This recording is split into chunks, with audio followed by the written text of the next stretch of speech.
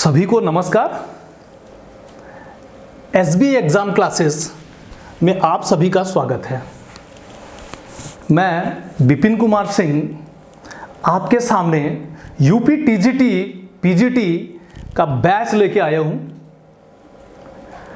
दोस्तों, जैसा कि आप जानते हैं यूपी टीजीटी का जो सिलेबस आज माध्यमिक शिक्षा सेवा चयन बोर्ड की वेबसाइट पर दिखाया जा रहा है, उस सिलेबस से कहीं ज़्यादा क्वेश्चंस एग्जाम में इरेज किए जाते हैं। जितना सिलेबस दिया है, केवल आप सिलेबस पे ना जाएं कि इतना ही सिलेबस है और हमें इसी को फोकस करना है। अगर उतने में रहेंगे तो आपको क्वेश्चन पता चलेगा जो आपने पढ़ा उससे कहीं ज़्यादा क्वेश्चन आपको मिल गए और एग्जाम टाइम में आप परेशान हो जाएंगे। तो यूपी टीजीटी पीजीटी दोनों का सिलेबस, आप टीजीटी को छोड़ के पीजीटी का सिलेबस मैं बताता हूँ। उसमें पीजीटी और टीजीटी में क्या कॉमन है, क्या पढ़ना है टीजीटी के लिए और क्या पीजीटी के लिए पढ़ना है, इन दोनों को एक बार आप देख लें। फिर उसके बाद हम एक क्लास, इंट्रो क्लास स्टार्ट करेंगे एनाटॉमी एंड फिजियोलॉजी की। तो फर्स्ट यूनिट पीजीटी की है, जो टीजीटी के लिए भी कॉमन है, वो है शारीरिक शिक्षा का इतिहास एवं सिद्धांत, principles and history and principles of physical education. दूसरा है, ये पहला यूनिट जो मैंने बताया principles and history of physical education, ये कॉमन है यूपी टीजीटी और पीजीटी दोनों के लिए। दूसरा है शारीरिक शिक्षा के वैज्ञानिक आधार, ये भी कॉमन है यूपी टीजीटी और पीजीटी दोनों के लिए। तीसरा यूनिट है शारीरिक शिक्षा में परीक्षण, मापन एवं मूल्यांकन, test, measurement and evaluation in physical education, common for both UP TGT and PGT, दोनों के लिए कॉमन है यूपी टीजीटी और पीजीटी के लिए। नेक्स्ट टॉपिक, अगला जो यूनिट है शरीर आकार की एवं शरीर क्रिया विज्ञान, या शरीर, इसको दूसरे शब्दों में शरीर संरचना एवं क्रिया विज्ञान बोलते हैं, anatomy and physiology in physical education, यह भी कॉमन है, it is common for both UP TGT and PGT. Next अगला यूनिट है गति बल विज्ञान एवं प्रशिक्षण विधियां, यह भी कॉमन है, दोनों में आता है।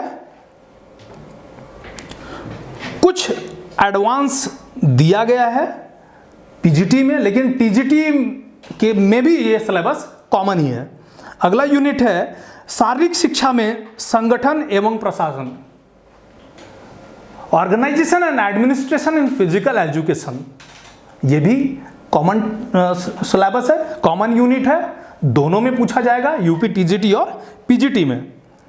अगला है स्वास्थ्य शिक्षा सुधार एवं पुनरुत्थान, हेल्थ एजुकेशन, रिहैबिलिटेशन, ये भी कॉमन है दोनों के लिए, यूपी टीजीटी और पीजीटी के लिए। अगला है शारीरिक शिक्षा में शोध प्रविधियां। दोस्तों, बच्चों के बीच में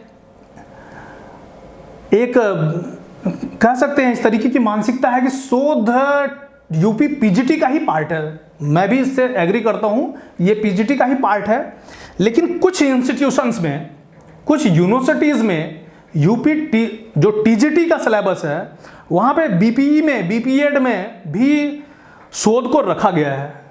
इस पॉइंट ऑफ व्यू से शोध का थोड़ा सा पार्ट, इंट्रो पार्ट पूछा जा सकता है। कुछ यूनिवर्सिटीज में बीपीई में test and measurement in physical education में ही शोध को भी रखा गया है, थोड़ा सा पार्ट है, यानी कि शोध में क्या रखा गया, शोध पूरा नहीं रखा गया, बल्कि आप कह सकते हैं स्टैटिस्टिक्स, रिसर्च एंड मैथडोलॉजी का थोड़ा सा पार्ट कह सकते हैं, स्टैटिस्टिक्स का थोड़ा सा पार्ट इंट्रोडक्शन उसमें रखा गया है। मैं आपको बहुत डीप नहीं उसमें ले जाऊंगा, यूपी टीजीटी के लिए बताऊंगा कि आपको उसको उसमें क्या पढ़ना है।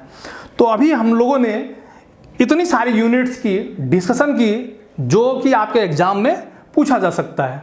अब दोस्तों, उसमें से एक यूनिट हम लोगों ने अभी चर्चा की थी, anatomy and physiology, anatomy and physiology, जिसको शरीर रचना एवं क्रिया विज्ञान भी बोला जाता है। तो सबसे पहले आज स्टार्ट करते हैं एनाटॉमी एंड फिजियोलॉजी का एक पार्ट। तो सबसे पहले हमें जानना जरूरी है कि एनाटॉमी और फिजियोलॉजी होता क्या है। ठीक, तो पहला टॉपिक है anatomy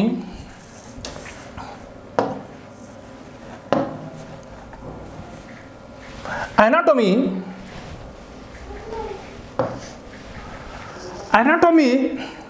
is the structural study of human body. मानव शरीर के संरचना का जो अध्ययन होता है उसको एनाटॉमी बोलते हैं। दोस्तों, डाउट नहीं होना चाहिए, इसको क्या बोलते हैं? संरचना, शरीर संरचना विज्ञान।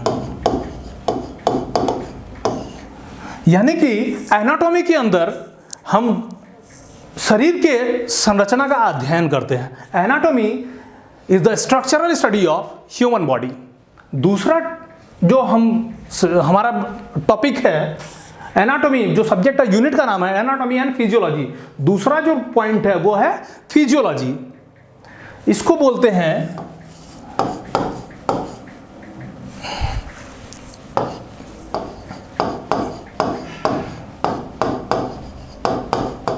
शरीर क्रिया विज्ञान। यानी कि फिजियोलॉजी को हिंदी में क्या बोलते हैं? शरीर क्रिया विज्ञान। अब शरीर क्रिया विज्ञान या फिजियोलॉजी जो इंग्लिश टर्म है, फिजियोलॉजी दो शब्दों से मिलकर बना हुआ है। Physio, PHYSIO, physio plus logy. जहां फिजियो मतलब होता है, फिजियो का मतलब होता है फंक्शन और लॉजी मीन्स होता है स्टडी। यानी functional study of human body is termed as physiology. यानी शरीर के क्रिया का जो अध्ययन होता है उसको हम क्या बोलेंगे? Physiology. Functional study of the human body is termed as physiology. Next, अब इसमें हम एक सिस्टम लेके आज चलते हैं, स्केलेटल सिस्टम बोला जाता है। स्केलेटल सिस्टम में कुछ कॉमन चीजें जो कि आपको जाननी जरूरी है और बहुत ध्यान से देखिएगा, बहुत ध्यान से पढ़िएगा। इसमें बहुत सारे क्वेश्चन सीरीज होंगे और मैं जिसको एनाटॉमी एंड फिजियोलॉजी को ही शारीरिक शिक्षा के स्टूडेंट्स सबसे टफ मान के चलते हैं। दोस्तों, मैं आपको कॉन्फिडेंस दिलाना चाहता हूं, मैं आपको बताना चाहता हूं कि मैं इसको सबसे सिंपलेस्ट वे में आपको समझाऊंगा। इससे सरल आपको और कुछ नहीं लगेगा। तो पहला जो हमारा टॉपिक आज लेके हम चल रहे हैं, स्केलेटल सिस्टम यानी कि कंकाल तंत्र।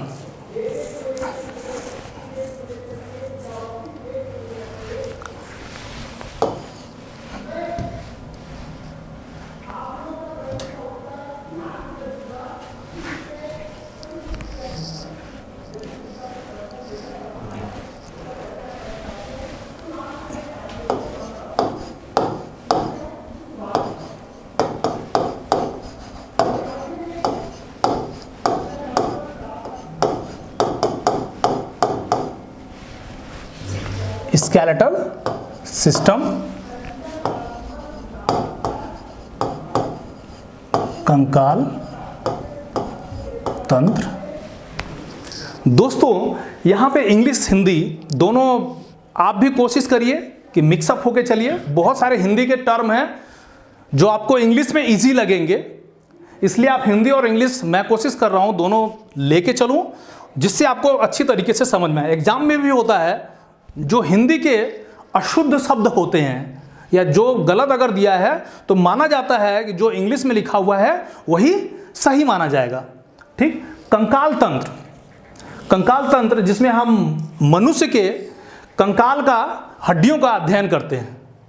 क्लियर? तो सबसे पहले कंकाल तंत्र में हड्डियों के बारे में हम जान लेते हैं कि हड्डियां क्या क्या कार्य करती हैं, जो उसमें कॉमन चीजें हैं वो क्या क्या हैं। तो सबसे पहले जो हमारा हड्डी है उसको हम लीवरेज भी बोलते हैं। क्या बोलते हैं दोस्तों? लीवर बोलते हैं। लीवर या हमारी जो हड्डियां होती हैं, लॉन्ग बोन्स होती हैं, वो किसका काम करती हैं? लीवर का काम करती है। इसको लीवरेज भी बोलते हैं, लीवर भी बोलते हैं। इसको क्या बोलते हैं? ये आधार का भी काम करती हैं, आधार या बोल सकते हैं हम ये बेस प्रोवाइड करती हैं, हमारी बॉडी को बेस प्रोवाइड करती हैं, आकार देती हैं, स्ट्रक्चर, ये बॉडी को स्ट्रक्चर देती हैं। वाइटल ऑर्गन्स,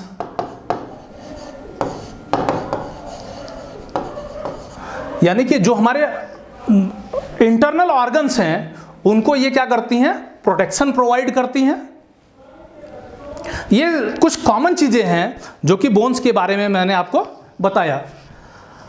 अब अगला है, आपको मिलेगा कि बोन्स जो होती हैं वो कितनी होती हैं।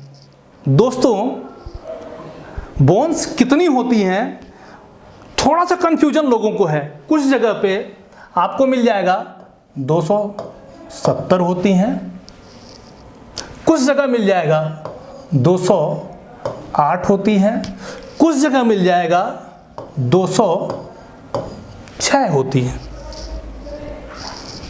दोस्तों मैं बताना चाहता हूं कि 206, 270, 208, 206 कैसे होता है।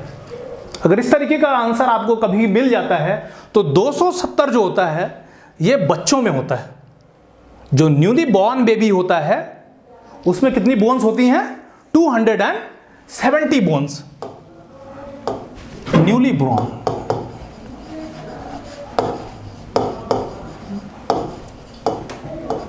Newly born baby. 208 नहीं होता है, लेकिन कुछ जगह मिलता है। कुछ लोग बोलते हैं नहीं 208 होता है। तो मैं बताना चाहता हूं कि 208 कैसे होता है। हमारी जितनी भी बोन्स होती हैं उसमें स्टर्नम को हम सिंगल बोन लेके चलते हैं।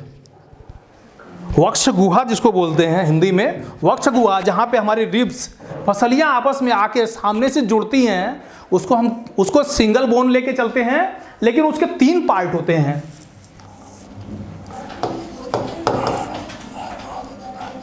स्टर्नम के 3 पार्ट होते हैं। Number 1 manubrium, number 2 main body, या फिर आपको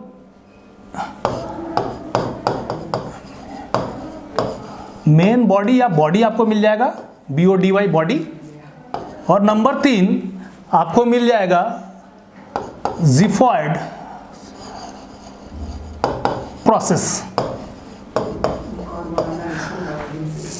कुछ लोग स्टर्नम को 3 पार्ट्स में लेके चलते हैं, इसलिए 2 बोन्स अधिक बताते हैं कि 208 होती हैं, जबकि स्टर्नम को हम कॉमन कितना मानते हैं, 1 बोन मानते हैं। कितना मानते हैं? अगर इसको हम 1 मान के चलेंगे तो कौन सा ऑप्शन सही होगा, 206, कि हमारे शरीर में कितनी हड्डियां होती हैं, 206।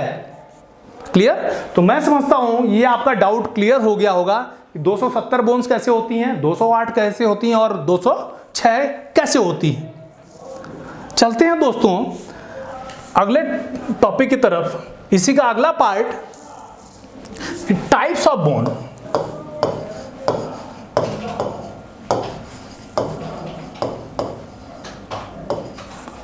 यानी कि प्रकार, इसके बोल दो क्या, प्रकार।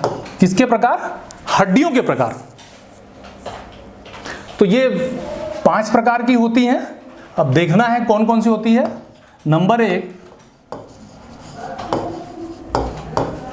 Long bones, number 2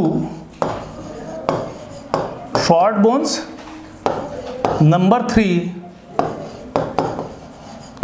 flat bones, number 4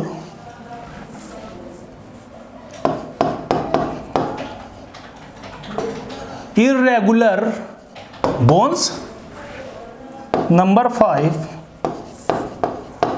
sesamoid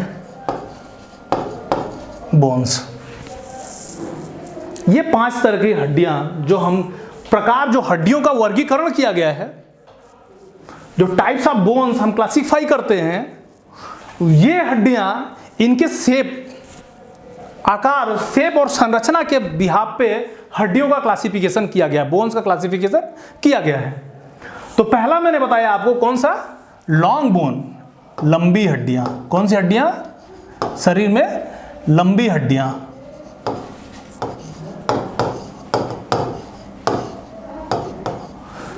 लंबी हड्डियां, लॉन्ग बोन्स। दूसरा छोटी हड्डियां। तीसरा चपटी हड्डियां। चौथा जिसका आकार विकृति कह दीजिए, या जिसका आकार कह लीजिए निश्चित ना हो, जो इर्रेगुलर हो, ना लंबी हो, ना छोटी हो, ना चपटी हो, यानी कि उसका अनइवन शेप हो, तो ऐसी हड्डी को क्या बोले जाएंगे? Irregular bone. Sesamoid bone basically जो बोन्स टेंडन की बनी हुई होती हैं, उस बोन्स को हम क्या बोलते हैं? Sesamoid bone. क्या बोलते हैं दोस्तों इसको? Sesamoid bone. तो पहला बोन अभी मैंने आपको बताया कि सबसे जो पहली बोन बताई क्लासिफिकेशन में मैंने आपको, लॉन्ग बोन्स। अब लॉन्ग बोन्स के बारे में थोड़ा सा हम आपको बताएंगे कि लॉन्ग बोन्स क्या होता है, या लॉन्ग बोन्स में कौन कौन सी बोन्स होती हैं। तो शरीर की जो सबसे बड़ी हड्डी होती है, बड़ी के साथ साथ वही सबसे मजबूत, लॉन्ग बोन भी बोलते हैं उसको, स्ट्रॉन्ग बोन भी बोलते हैं उसको, और सबसे ज्यादा वेटेड भी होती है वही। दोस्तों ये तीन चीजें हैं बेसिकली लोगों को पता जो होता है, जो कॉमन क्वेश्चन भी पूछा जाता है कि which one is the longest bone in human body, that is femur bone, thigh bone जिसको बोलते हैं, जांघ की हड्डी बोलते हैं। इस बोन को सबसे लंबी हड्डी बोला जाता है। दूसरी कुछ कॉमन चीजें मैं इसके बारे में बता रहा हूं जिसको ध्यान से आपको सुनना है। इसी बोन को सबसे मजबूत हड्डी भी बोला जाता है। कुछ जगह लोग बोलते हैं कि निचला जबड़ा। मैं फिर से बताना चाहता हूं आपको कि निचला जबड़ा सही आंसर नहीं होता है, एक्सियल स्केलेटल का पार्ट है। एक्सियल स्केलेटल में जब हम जाते हैं तो एक्सियल स्केलेटल में जो निचला जबड़ा होता है वो सबसे मजबूत हड्डी बोली जाती है। तो यहाँ कंफ्यूज आप नहीं हुए होंगे कि जो थाई बोन होती है, थाई बोन को ही जो निचला जबड़ा होता है उसको सबसे स्ट्रांग बोला जाता है। ये गलत हो जाएगा आपका अगर इस तरीके का क्वेश्चन है जहाँ पे लॉन्ग बोन्स, जहाँ पे सबसे मजबूत हड्डी और थाई बोन उसका ऑप्शन दिया हुआ है, तो थाई बोन या फीमर या जांघ की हड्डी वही सबसे मजबूत हड्डी लिखी जाएगी। ठीक है, तो सबसे स्ट्रांग बोन कौन सी हो गई? Thigh bone. सबसे बड़ी हड्डी कौन सी हो गई? थाई बोन, जांघ की हड्डी। और सबसे ज्यादा वजन भी किस हड्डी का होता है? थाई बोन का। कौन सी बोन? इसको बोलते हैं फीमर। फीमर बोलते हैं इसको। फीमर, एक चीज इसके बारे में और कॉमन आपको बता दूं कि इस हड्डी का जो लंबाई होता है 9.9 इंचेस। इसकी लंबाई भी फिक्स है। अगर कभी क्वेश्चन, ये कॉमन एक स्टैंडर्ड बनाया गया है कि किसी व्यक्ति की लंबाई कितनी होनी चाहिए, उसके अकॉर्डिंग जो एक स्टैंडर्ड है कि फीमर बोन का जो लेंथ है वो कितना होना चाहिए, तो राइट आंसर क्या होगा उसका? 19.9 इंच, 19.9 इंचेस। ये सबसे बड़ी हड्डी होती है। कुछ मैं और कॉमन चीजें आपको इसके बारे में बता दूं। लॉन्ग बोन्स में सबसे बड़ी हड्डी मैंने कौन सी आपको बताई कि सबसे बड़ी हड्डी कौन सी होती है? पहले नंबर पे लॉन्ग बोन में थाई बोन, या इसी को क्या बोलते हैं? फीमर बोलते हैं। इसकी लंबाई 9.9 इंचेस होती है। ये सबसे बड़ी बोन होती है। दूसरे नंबर पे जो बड़ी हड्डी होती है, दूसरे नंबर पे, सेकंड नंबर पे जो आपको मिलेगी longest bone after thigh bone या फीमर, क्या बोलते हैं दोस्तों? टिबिया बोलते हैं। टिबिया बोलते हैं। टिबिया की पोजीशन कहां होती है? Thigh bone. थाई बोन के जस्ट, पटेला के जस्ट नीचे जो ऊपर बोन होती है, इसी बोन को हम दोस्तों सिन बोन भी बोलते हैं। क्या बोलते हैं इसको? सिन बोन बोलते हैं।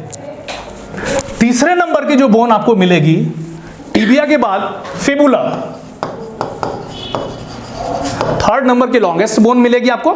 फोर्थ नंबर पे आप आ जाइए तो फोर्थ नंबर की लॉन्गेस्ट जो बोन होती है, टिबिया की पोजीशन मैंने बता दी, पटेला से जस्ट नीचे, थाई बोन के नीचे, निचले पैर में।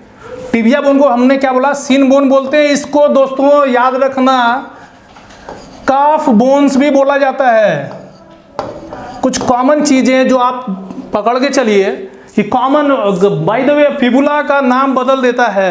विच bone is termed as calf bone, तो काफ मसल कहाँ पे होती है? पैर की पिंडली भी जिसको बोलते हैं, पिछला हिस्सा, उसको काफ बोन बोलते हैं। टिबिया फिबुला बोन को और क्या बोलते हैं हम? काफ बोन भी बोलते हैं। टिबिया बोन को अभी हमने बताया कौन सी बोन बोलते हैं? सिन बोन बोलते हैं। एक फिजिकल एजुकेशन में जब नया बंदा आता है या जिनमें बोल एक्स की प्रॉब्लम होती है, उनमें आप कॉमन पाओगे एक टर्म यूज करते हैं कोचेस, फिजिकल एजुकेशन टीचर, बच्चे भी यूज करते हैं, I am having shin pain. तो सिन पेन जो होता है वो किस बोन में होता है? वो दोस्तों टिबिया बोन में। क्लियर? नेक्स्ट जो चौथी होती है इसको बोलते हैं ह्यूमरस, ROUS। ह्यूमरस बोन ऊपर की जो बाह की हड्डी होती है, बॉल एंड सॉकेट जॉइंट, जो कंधे का जोड़ है वहां से और एल्बो जॉइंट तक के बीच की जो बोन होती है वो चौथे नंबर की लॉन्गेस्ट बोन होती है। 5वें नंबर पे आ जाइए, इसी के नीचे अल्ना बोन जो होती है, हमारी एनाटॉमिकल पोजीशन क्या होती है? एनाटॉमिकल पोजीशन में हमारे इस तरीके से खड़े होते हैं। एनाटॉमिकल पोजीशन में दोनों हाथ फ्रंट की तरफ होते हैं। तो जो अंदर की तरफ बोन होती है, शॉर्ट फिंगर की तरफ जो बोन होती है, उस बोन को हम क्या बोलेंगे? हथेली को ऊपर रख लेंगे। जो शॉर्ट फिंगर की तरफ बोन होगी उसको क्या बोलेंगे दोस्तों? हम अल्ना। एक कॉमन चीज बता रहा हूं, अ से अंदर और अ से अल्ना। थोड़ा हिंदी और इंग्लिश का भी मिक्सअप करके चलिए। कितना टाइम है?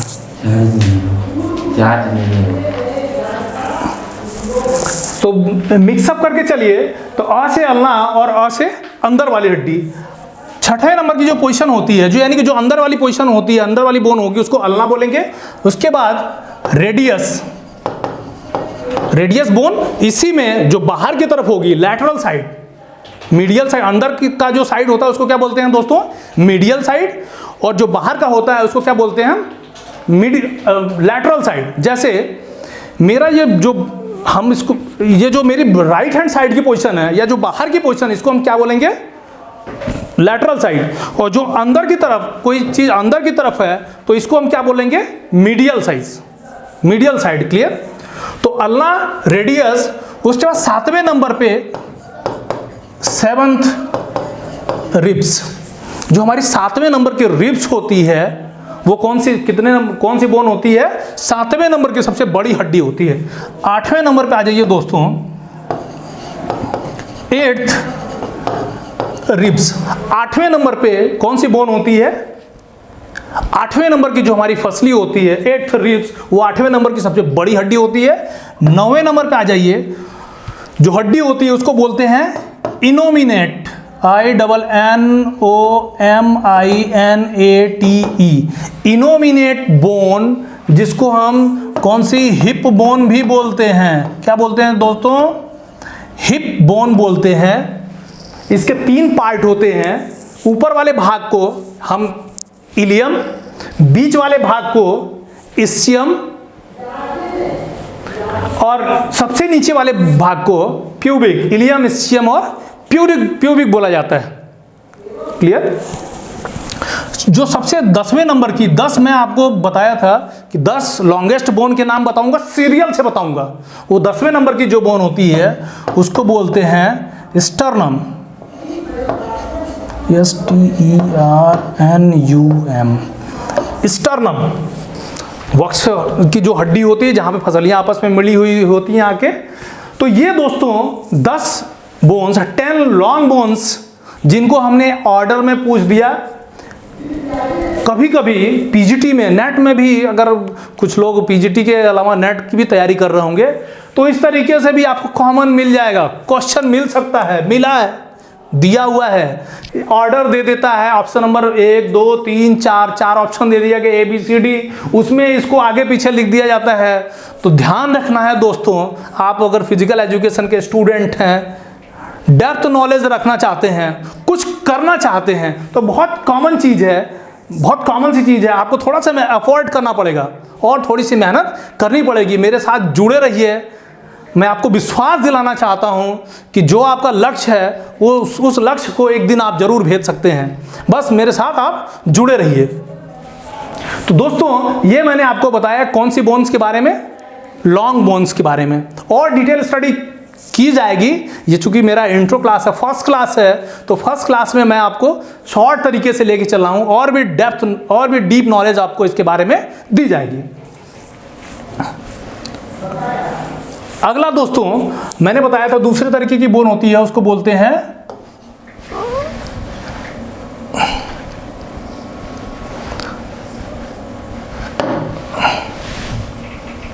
Short bone. हिंदी इंग्लिश में छोटी हड्डी बोलते हैं इनको। शॉर्ट बोन्स कौन सी होती हैं? जो हमारे हाथों की फैलेंजेस हैं, ये जो हाथों की फैलेंजेस हैं, कितनी होती है, कितने टुकड़े होते हैं? 4 टुकड़े इनको बोलते हैं। 1 2 3। एक उंगली में कितना हो गया? 1 2 एंड 3। तो 3 इसमें, 3 इसमें, 3 इसमें, 3 इसमें, और अंगूठे में केवल 2। दोस्तों कितनी हो गई? 3 3 6, 3 9, 3 12 और 2 14। दोनों हाथों में मिला के फैलेंजेस की संख्या कितनी हो जाएगी? 48। तो 48 फैलेंजेस हाथों में, वही 48 फैलेंजेस कहां पे होती है? पैरों में भी होती है। तो ये किसका एग्जाम्पल है? शॉर्ट बोन का। तीसरा, ये दूसरे नंबर का हो गया शॉर्ट बोन। तीसरे नंबर की जो बोन अभी मैंने जिस पे हम डिस्कशन करेंगे, अभी मैंने बताया था आपको फ्लैट बोन्स। डिस्कशन करेंगे हम लोग किसके ऊपर? फ्लैट बोन्स के ऊपर। तो जो स्कैपुला होता है ह्यूमन बॉडी का, जो स्कैपुला होता है, स्कैपुला को हम कौन सी बोन बोलते हैं? जो हमारा स्कैपुला, जो पीछे स्कैपुला होता है, ये पीछे की हड्डी जो शोल्डर पे होती है, उसको हम स्कैपुला बोलते हैं। फोर्थ टाइप की जो बोन है, अभी मैंने आपको 3 बोन्स बता दी। लॉन्ग बोन, उसके क्रम बता दिए मैंने लॉन्ग बोन्स के, कि सबसे बड़ी हड्डी कौन सी होती है, कौन सी बताई थी मैंने? Femur bone, thigh bone. दूसरे नंबर की बोन्स कौन सी मैंने बताई थी? Tibia bone. तीसरे नंबर की बोन कौन सी बताई थी? फिबुला। चौथे नंबर की मैंने बोन्स जो बताई थी, कौन सी बताई थी आपको? ह्यूमरस। 5वें नंबर की बोन जो शॉर्ट फिंगर की, यानी कि जो 4 आर्म में जो अंदर की तरफ, यानी कि अंदर को क्या बोलते हैं? Medial side. तो मीडियल जो बोन होती है 4 आर्म की, उसको बोलते हैं अल्ना, वो 5वें नंबर की होती है। और जो लैटरल साइड होता है, जो बाहर का साइड होता है, उसको क्या बोलते हैं हम? लैटरल। शरीर का बाहर का जो पार्ट होता है, बाहर की तरफ होता है, साइडवर्ड, उसको क्या बोलेंगे हम? लैटरल। और अंदर की साइड जो होगा उसको मीडियल। तो जो अंदर की साइड है अल्ना, और जो बाहर की साइड है वो हो गई आपकी रेडियस। तो रेडियस कौन सी नंबर की बोन हो गई? 6वें नंबर की। पहली थाई बोन, पहली, दूसरी सिन बोन या फिर टिबिया, फिबुला बोन, उसके बाद ह्यूमरस 4थे नंबर पे, 5वें नंबर पे अल्ना, 6वें नंबर पे रेडियस। 7वें नंबर पे मैंने बताया था कि रिब केज में जो 7th नंबर रिब्स होता है, 7th नंबर रिब्स, ऊपर से 7वें नंबर की जो रिब्स हो गई, वो कौन सी हो गई? 7वें नंबर की लॉन्गेस्ट बोन। 8वें नंबर पे, ये क्रम में जो मैं बोन्स बता रहा हूं, ये हाइट के अकॉर्डिंग, लंबाई के अकॉर्डिंग क्रम में है। 7वें नंबर पे, 7वें कॉमन चीज देखिए क्या है कि 7वें नंबर के रिब्स और शरीर की 7वें नंबर की सबसे बड़ी हड्डी। 8वें नंबर पे जो 8th रिब्स, 8वें नंबर की जो रिब्स की सबसे बड़ी हड्डी होती है, वो 8वें नंबर पे होती है। 9वें नंबर पे मैंने बताया था इनोमिनेट बोन, हिप बोन भी बोलते हैं उसको, कूल्हे की हड्डी बोलते हैं उसको। जो ऊपर का पार्ट होता है इनोमिनेट का, ऊपर का पार्ट जो होता है उसको बोलते हैं इलियम। बीच के भाग को बोलते हैं इस्चियम, और सबसे नीचे जो होता है उसको क्या बोलते हैं? प्यूबिक। नेक्स्ट, उसके बाद मैंने बताया था लॉन्ग बोन में जो 10वें नंबर की, 10 मैं ऑर्डर से नाम बता रहा हूं, जो 10वें नंबर की लंबी बोन होती है उसका नाम है स्टर्नम बोन। वक्ष की हड्डी होती है जिसमें वक्ष कशेरुकाएं, सॉरी रिब केज, जो रिब केज आके आगे की तरफ फिक्स होता है, यानी कि जो हमारा जो फसलियां होती है आगे की तरफ, जहां पे आगे जिस बोन में फिक्स होती है वो बोन स्टर्नम कही जाती है। वो बोन 10वें नंबर की सबसे बड़ी हड्डी होती है। ठीक दोस्तों, उसके बाद हम चलते हैं 4थे नंबर की जो बोन होती है, उसका नाम है इर्रेगुलर बोन। हम अभी क्या पढ़ रहे थे, टाइप्स ऑफ बोन। तो मैंने 5 प्रकार उसके बताए थे, 5 टाइप्स बताए थे, long bone, short bone, flat bone, 3 को हमने एक्सप्लेन कर दिया, चौथा है इररेगुलर बोन और 5वां होता है सिस्मॉइड बोन। तो हम चौथे टाइप पे चलते हैं, इररेगुलर बोन्स। इसके एग्जाम्पल कहाँ मिलते हैं आपको, एग्जाम्पल इसका मिल जाएगा फेशियल। फेशियल मतलब जो चेहरे की हड्डियां होती हैं, इनका भी शेप कैसा होता है, अनइवन होता है या इररेगुलर की कैटेगरी में आती हैं। और दूसरा अच्छा एग्जाम्पल कौन सी, बैकबोन जिसको बोलते हैं, वर्टिब्रास बोलते हैं, इन्हीं को कशेरुकाएं बोलते हैं। इन्हीं कशेरुकाओं से रीढ़ की हड्डी बनती है, ठीक है, रीढ़ की हड्डी भी इन्हीं को बोलते हैं, ठीक है। तो ये एग्जाम्पल किसका हो गया, इररेगुलर बोन का। अब जो कॉमन क्वेश्चन आता है, इन पे तो क्वेश्चन आता ही है, ये कॉमन क्वेश्चन आता है कि नंबर पूछे जाते हैं कि जो बैकबोन होती है, बैकबोन में हड्डियों की संख्या, number of bones found in backbone, तो वो कभी कभी 2 तरीके का आंसर आपको मिलेगा, ऑप्शन मिलेगा। एक 33 होगा तो 26,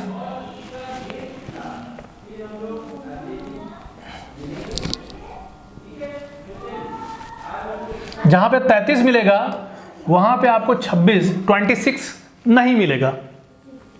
या ऐसे 33 मिलता है तो मिलेगा कि बच्चों के बैकबोन में कितनी हड्डियां होती हैं, रीढ़ की हड्डियों में कितनी हड्डियां या कितनी कशेरुकाएं पाई जाती हैं। और ये होता है, ये किसके लिए है, ये बच्चों के लिए है, ठीक है, बेबी बोल दीजिए इसको।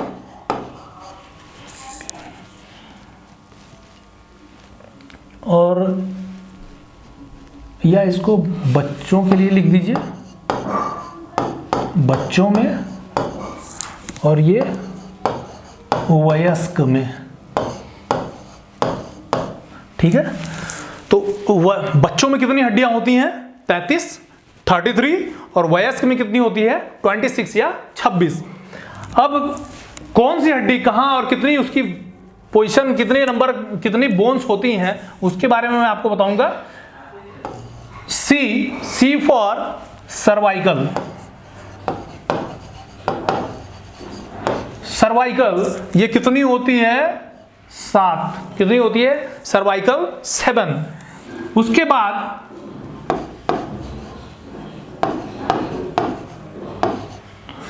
थोरैसिक,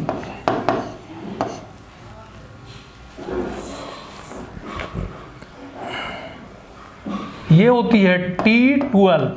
थोरैसिक जो होती है वो कितनी होती है, 12 होती है। उसके बाद लंबर जो होती है L5। उसके बाद सैक्रम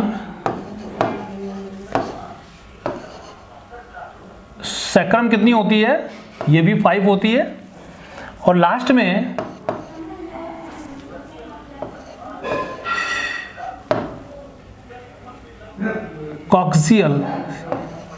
कॉक्सियल या कॉक्सी भी बोलते हैं इनको, ये होती है 4। अब इनको दोस्तों आप काउंट करेंगे तो कितना हो गई, ये कितना है, ये 7 है, 12 और 7 कितना होता है, 19 और 5 कितना होता है, 24 और 5 कितना होता है, 29 और 4 ये हो गई 4 है। टोटल मिला के कितनी हो गई, 33। ये 33 किसमें होती हैं, बच्चों में। किसमें होती है ये, बच्चों में। बच्चों में कितनी होती हैं, 33। अब वयस्क में 26 क्यों हो जाती है, क्योंकि लास्ट की ये जो सैक्रम है S1 हो जाता है और C1 हो जाता है, क्योंकि ये बोन्स आपस में क्या होती हैं, जुड़ जाती हैं या फ्यूज्ड हो जाती हैं। क्या बोलते हैं इनको, फ्यूजन बोलते हैं, जुड़ना। ये जुड़ती हैं तो इनकी संख्या कितनी अब हो जाएगी, C कितना हो गया अब 7, T कितना हो गया ये 12, L कितना हो गया ये 5, S1 है, C1 है, यानी कि सर्वाइकल कितना हो गया 7, थोरैसिक कितनी हो गई 12, लंबर कितनी हो गई 5, सैक्रम कितना हुआ 1 और कॉक्सियल कितना हो गया 1। कॉक्सियल बोन को ही क्या बोलते हैं, कॉक्सियल बोन को टेल शेप बोन, जो पूंछ की तरह से संरचना आपस में लास्ट में जाके कैसी बनती है, ये टेल शेप, ऐसे पतली सी बन जाएगी। कैसी होगी, इस तरीके से, एंड इसका इस तरीके से खत्म होता है, ठीक है। और इसके ऊपर जो बोन होती है ये कैसा होता है, इस तरीके का ट्रायंगुलर शेप में, ठीक है। तो ये किसकी पोजीशन हो गई, किसकी, सैक्रम की। सैक्रम ट्रायंगुलर शेप में और ये टेल शेप्ड होती है। तो ये जुड़ के, ये इनमें से 5 बच्चों में जो हड्डियां होती हैं, सैक्रम 5 होता है, कशेरुकाएं 5 कशेरुकाएं जो होती हैं वो जुड़ने के बाद एक हो जाती है, और कॉक्सियल जो 4 होती है वो जुड़ने के बाद एक हो जाती है। अब इनको जोड़ लीजिए आप, 12 और 7 19, 19 और 5 कितना हो गया, 24, एक 25 और एक 26। ये किस में हो गया, वयस्क में। तो वयस्कों में कशेरुकाओं की संख्या, बैक या वर्टिब्रेट्स बोलते हैं, वर्टिब्रा बोलते हैं, वर्टिब्रा की संख्या कितनी होती है, 26। ठीक दोस्तों, इनसे बड़े कॉमन क्वेश्चन पूछे जाते हैं। कभी कभी इनसे डीप, थोड़ा सा डीप में जाने के बाद ये पूछा जाता है कि सैक्रम, सर्वाइकल की संख्या कितनी है, थोरेसिक की संख्या कितनी है, लंबर की संख्या कितनी है, सैक्रम कितनी होती है, कॉक्सियल कितनी होती है। तो मेरे ख्याल से अब आपको पता चल गया होगा। अब इसका आंसर आप आसानी से दे सकते हैं। एक क्वेश्चन कॉमन, कहीं ना कहीं ये क्वेश्चन जरूर, बैकबोन पे कहीं ना कहीं ये क्वेश्चन जरूर पूछा जाता है दोस्तों। अब एक और कॉमन क्वेश्चन बनता है किससे, सर्वाइकल रीजन से, सी से, कि जो रीढ़ की हड्डी होती है उसमें जो सबसे टॉप पे हड्डी होती है उसका नाम बताइए। दोस्तों बड़ा कॉमन है क्वेश्चन कि रीढ़ की हड्डी में जो सबसे ऊपर होती है उस हड्डी का नाम बताइए। तो उस हड्डी का नाम होता है एटलस। क्या नाम होता है, C1 जो होता है,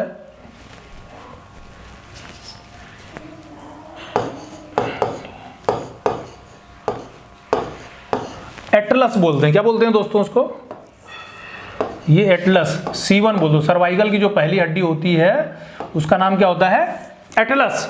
दूसरे नंबर पे भी क्वेश्चन बनता है कि दूसरे नंबर की जो हड्डी होती है उसको एक्सिस, C2 जो होता है वो एक्सिस बनाता है, और इन दोनों से मिलके एक जॉइंट बनता है, उसका नाम होता है ATLANTO, atlanto, AXIALJOINT, atlanto axial joint. दोस्तों इस पे बड़ा कॉमन क्वेश्चन बनता है कि शरीर में अटलांटो एक्सियल ज्वाइंट कहां पे पाया जाता है। तो मेरे ख्याल से ये भी आपका डाउट अब क्लियर हो गया होगा कि हमारे शरीर में अटलांटो एक्सियल ज्वाइंट कहां पे पाया जाता है। तो ये ज्वाइंट कहां पाया जाता है, जहां पे C1 और C2 सर्वाइकल की पहली वर्टिब्रा और दूसरी वर्टिब्रा जुड़ती है, उस ज्वाइंट को बोलते हैं अटलांटो एक्सियल ज्वाइंट। एक और कॉमन क्वेश्चन यहीं से बनता है, बार बार बना है, आप पिछले कई सालों के पेपर उठा के देख लेंगे तो बहुत बार आपको ये क्वेश्चन मिल जाएगा कि जहां पे स्कल, खोपड़ी आके फिक्स होती है, जहां पे खोपड़ी आके फिक्स होती है बैकबोन में, कशेरुकाओं में, उस ज्वाइंट को क्या बोलते हैं, तो उसको, उस बोन को एटलस ज्वाइंट बोलते हैं। कौन सा ज्वाइंट बोलते हैं, एटलस बोन बोलते हैं। और वो कैसा होता है, पिवट होता है। कैसा होता है, उस पे हमारा स्कल क्या होता है, घूमता है। क्लियर दोस्तों। तो ये कॉमन क्वेश्चन मैंने आपको 2-3 इसमें बताया है। अटलांटो एक्सियल ज्वाइंट, ध्यान रखना बहुत सारे क्वेश्चन आते हैं। सबसे ऊपर वाली जो बोन होती है उसको क्या बोलते हैं, उस पर बहुत कॉमन क्वेश्चन आता है। और दूसरे नंबर की बोन जो होती है उसको क्या बोलते हैं, उस पर भी कॉमन क्वेश्चन बने हैं, बहुत बार बने हैं और आते रहते हैं। ठीक दोस्तों, तो मुझे लगता है कि आप इन 4 बोन्स के बारे में जान चुके हैं। 5वां बोन का जो टाइप है, 5th टाइप, मैं उसके बारे में आपको बताऊंगा। सिस्मॉइड बोन बोलते हैं। क्या बोलते हैं उसको,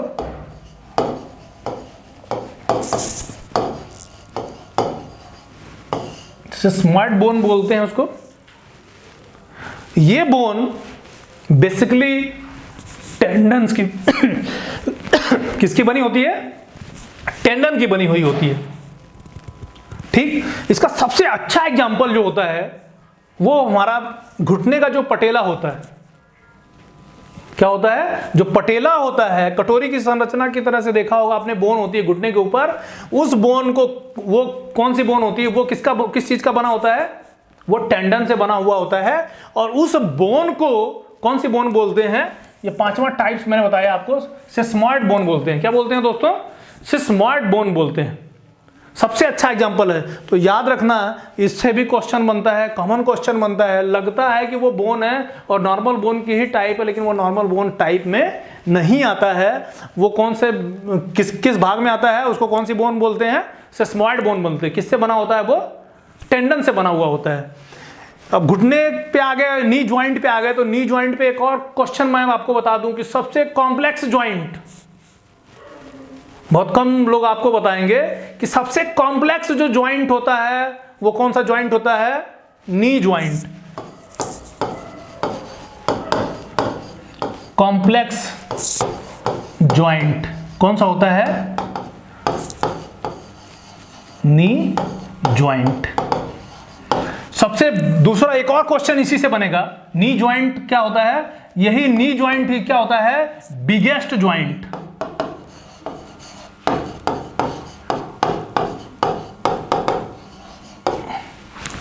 कौन सा ज्वाइंट होता है ये, बिगेस्ट ज्वाइंट। सबसे बड़ा और सबसे जटिल ज्वाइंट जो होता है वो कौन सा ज्वाइंट होता है, नी ज्वाइंट होता है। ठीक दोस्तों, ये हमने आज आपको बताया कि टाइप्स ऑफ बोन्स कौन कौन सी होती हैं, किस तरीके से उनका वर्गीकरण किया गया है, किसके आधार पर किया गया है। तो मैंने आपको बता दिया कि बोन्स का जो क्लासिफिकेशन है वो उसके किसके आधार पे, अभी तक जितना आपने पढ़ा होगा उससे भी आपको कॉमन पता चल रहा होगा कि बोन्स का जो क्लासिफिकेशन है वो उसके आकार के, शेप और स्ट्रक्चर के आधार पे, शेप और साइज के आधार पे कह सकते हैं, शेप और साइज के आधार पे बोन्स का क्लासिफिकेशन किया गया है। ठीक दोस्तों, एक बार हम फिर से रिपीट कर लेते हैं कि बोन्स क्या होती हैं, कौन सी बोन्स होती हैं, कैसी होती हैं, किनको क्या, कौन सी बोन को क्या कहते हैं। मेरे ख्याल से समझ में आ गया हो, लेकिन एक बार रिवीजन 5 मिनट के अंदर इसका कर लेते हैं हम लोग। तो जो स्केलेटल सिस्टम में बोन्स जो होती हैं वो किसका काम करती हैं, आपको किस चीज का काम करती है, लीवर का काम करती है। बोन किसका काम करती है बॉडी में हमारे, लीवर का काम करती हैं।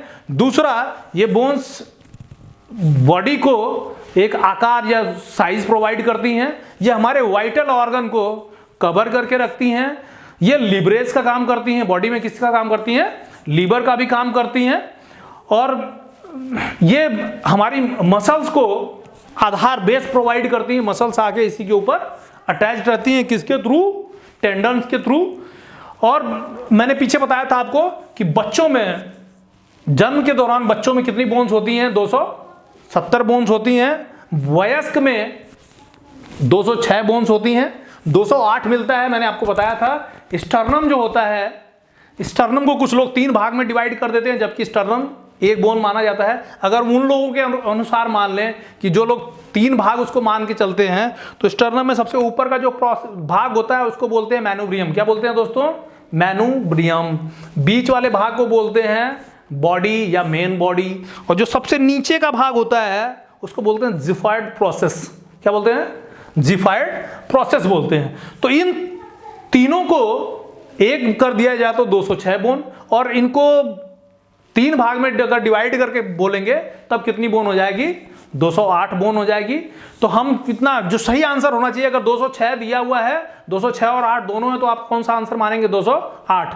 लेकिन अगर 206 ना देके 208 दिया हुआ है, 7 दिया है, 9 दिया है, 11 दिया है, तो कौन सा मारेंगे आप, 208 मारेंगे। दोस्तों ध्यान रखिएगा, कुछ लोग इसको मान के चलते हैं। अगर वो मान के चलते हैं और पेपर सेटर ने उस तरीके का क्वेश्चन बना दिया है, तो जरूरी नहीं इस क्वेश्चन को गलत किया जाए। 208 अगर ऑप्शन में है तो उसको आप 208 मारिएगा, ये क्वेश्चन आपका 100% सही हो जाएगा।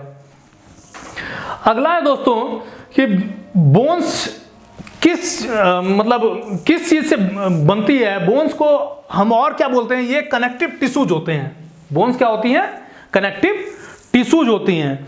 और बोन्स के अंदर येलो और रेड बोन मारोज भरा हुआ होता है। क्या होता है, येलो रेड बोन मारोज भरा हुआ होता है। इन्हीं बोन्स मारोज में कनेक्टिव टिश्यूज पाया जाता है। और बोन्स जो होता है, बोन्स के अंदर 65% कैल्शियम भरा हुआ होता है। क्या होता है दोस्तों? 65% क्या होता है? बोन्स के अंदर कैल्शियम होता है। कॉमन चीज है, याद रखना कि बोन्स में कैल्शियम का परसेंटेज कितना होता है? कैल्शियम का परसेंटेज होता है 65%। इन 65% में जो सबसे ज्यादा होता है कैल्शियम फास्फेट। सबसे ज्यादा क्या होता है? Calcium phosphate. दूसरे नंबर पे कैल्शियम सॉल्ट और तीसरे नंबर पे कैल्शियम कार्बोनेट। बोन्स में सबसे ज्यादा क्या मिलता है? Calcium phosphate. फिर उसके बाद क्या होता है? Calcium salt. फिर उसके बाद क्या मिलता है? कैल्शियम कार्बोनेट मिलता है। और बचा हुआ जो भाग होता है, इन तीनों को, कैल्शियम फास्फेट, कैल्शियम सॉल्ट और कैल्शियम कार्बोनेट, इनको हम और क्या बोलते हैं? ये इनऑर्गेनिक क्या होते हैं? मटेरियल्स होते हैं। बोन्स के अंदर क्या होते हैं? ये इनऑर्गेनिक मटेरियल्स होते हैं। और बाकी जो बचा हुआ भाग होता है वो होता है क्या? Organic material. उन ऑर्गेनिक मटेरियल्स में क्या पाया जाता है दोस्तों? तो उस ऑर्गेनिक मटेरियल में प्रोटीन पाया जाता है। उस प्रोटीन को ओसीन बोलते हैं। क्या बोलते हैं?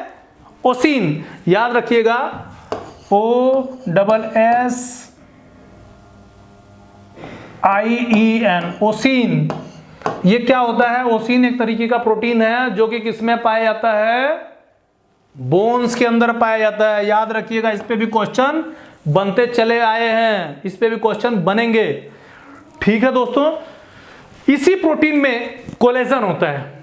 इसी प्रोटीन के अंदर क्या भरा हुआ होता है? कोलेजन होता है। और कोलेजन हमारी बोन्स को मजबूती प्रोवाइड करता है। ये कोलेजन क्या करता है? हमारी हड्डियों को मजबूती प्रोवाइड करता है। और इसी कोलेजन के कारण हड्डियां क्या होती हैं? फ्लेक्सिबल होती हैं, लचीली होती हैं, लचकदार होती हैं। ठीक है। हड्डियों का जो भार होता है, जो बोन्स का वेट,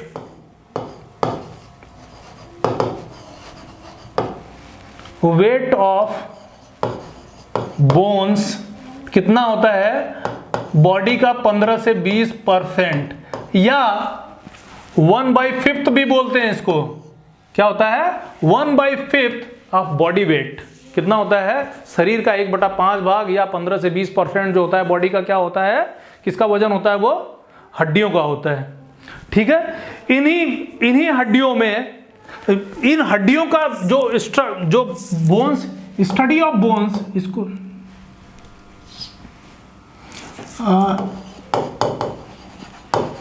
स्टडी ऑफ बोन्स और स्टडी ऑफ ज्वाइंट्स, ये बहुत बार क्वेश्चन आया। स्टडी ऑफ बोन्स और स्टडी ऑफ ज्वाइंट।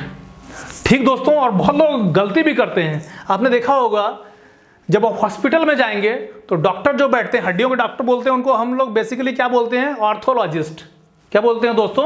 ऑर्थोलॉजिस्ट। तो आप जाते हैं किस डॉक्टर को दिखाने? हड्डी वाले डॉक्टर को।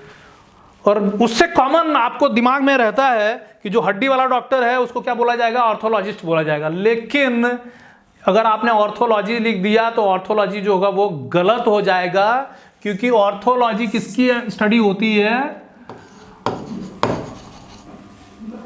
लॉजी स्टडी किसकी होती है? Study of joints.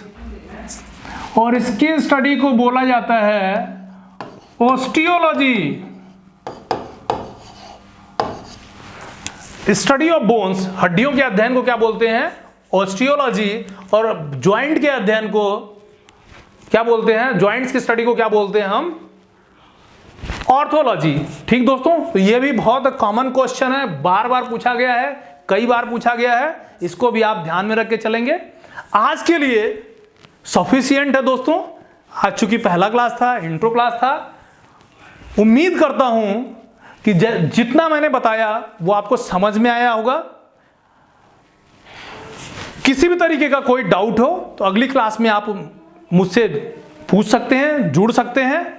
अगर मेरी क्लास पसंद आई हो आपको तो आप हमारे दिए गए नंबर पे, अभी सर आपको बताएंगे, जो इंट्रोडक्शन में सर ने बताया होगा, उस नंबर पे जाके आप वहाँ जाके व्हाट्सएप कर सकते हैं या दिए गए नंबरों पे कॉल कर सकते हैं, और जो भी प्रोसेस है उससे आप हमारी क्लास में जुड़ सकते हैं।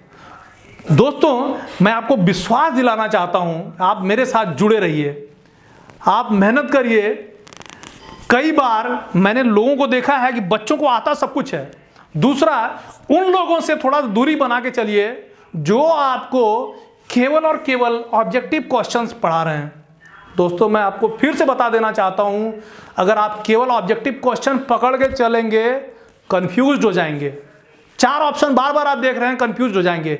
आपको क्या करना है, शॉर्ट और सॉलिड स्टडी करनी है। तो आप पहले कौन सा नॉलेज लेंगे, सब्जेक्टिव नॉलेज लेंगे, फिर बाद में हम आपको टेस्ट देंगे, टेस्ट में आपको ऑब्जेक्टिव क्वेश्चंस प्रोवाइड किए जाएंगे। तो पहले सब्जेक्टिव पढ़िए, फिर उसके बाद ऑब्जेक्टिव पे जाइए, ये सक्सेस का मंत्र है। लेकिन आप बार बार अगर ऑब्जेक्टिव पे जाते हैं तो दोस्तों, मैं आपको फिर से बताना चाहता हूं कि लुभावने क्वेश्चन लोग आपको दे सकते हैं, लेकिन मैं बताता हूं उससे आप हाईली कंफ्यूज्ड होंगे और सक्सेस में वो कहीं ना कहीं बाधक हो जाएंगे। अगर किसी बच्चे का 1 क्वेश्चन 2 क्वेश्चन की वजह से किसी एग्जाम में सिलेक्शन नहीं हो पाता है, तो वो बच्चा खुद के लिए, अपने के लिए खुद रिस्पॉन्सिबल होगा, क्योंकि वो डिटेल स्टडी नहीं करके कौन सी स्टडी किया, ऑब्जेक्टिव क्वेश्चन की स्टडी किया। तो दोस्तों, मैं उम्मीद करता हूं कि आप लोग मेरे साथ जुड़ेंगे और ज़्यादा से ज़्यादा सब्जेक्टिव नॉलेज लेंगे, डिटेल स्टडी करेंगे। धन्यवाद दोस्तों, बहुत बहुत धन्यवाद।